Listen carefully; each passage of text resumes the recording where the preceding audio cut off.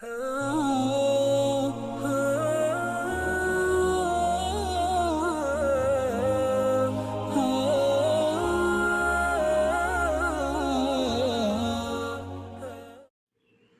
مرتبہ قائد مسلم صلاح الدین ایوبی رحمہ اللہ اپنے خیمہ میں تشریف فرما تھے۔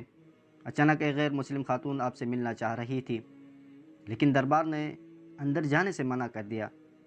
وہ عورت خیمہ کے قریب بیٹھ کر زار و قطار رونے لگی۔ حضرت صلاح الدین ایوبی رحمہ اللہ نے رونے کی آواز سنی، آپ نے اندر آنے کی اجازت دی۔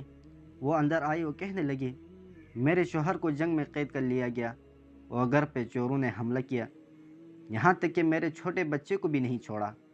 اب میں پریشان ہوں۔ حضرت صلاح الدین ایوبی رحمہ اللہ اس کی یہ کیفیت کو دیکھ کر بہت متاثر ہوئے اور دل رحمت و شفقت سے بھر آیا۔ حکم دیا کہ اس کے شوہر کو قید خانے سے رہا کر دے۔ پھر اپنے جانباز سپاہیوں کو حکم دیا کہ اس کے بچے کو تلاش کریں۔ لشکر بچے کی تلاش میں نکلے اور جب بچہ مل گیا تو اس کی ماں کے پاس لے آئے۔ خوشی کے مارے حضرت صلاح الدین ایوبی رحمہ اللہ کو خیر و برکت کی دعائیں دینے لگی۔ صلاح الدین ایوبی رحمہ اللہ نے انہیں بتایا کہ یہ تو اسلام کی خوبیوں میں سے ایک خوبی ہے کہ لوگوں سے رحمت و شفقت سے پیش آئیں۔ اس عورت نے کہا کہ آپ کا دین کتنا اچھا ہے جو غریبوں کی مدد اور رحمت شفقت سے پیش آنے کا حکم دیتا ہے۔ چنانچہ وہ عورت اسلام کی ان خوبیوں کو دیکھ کر اپنے شوہر بچے سمیت اسلام میں داخل ہو گئی۔ اللہ اکبر۔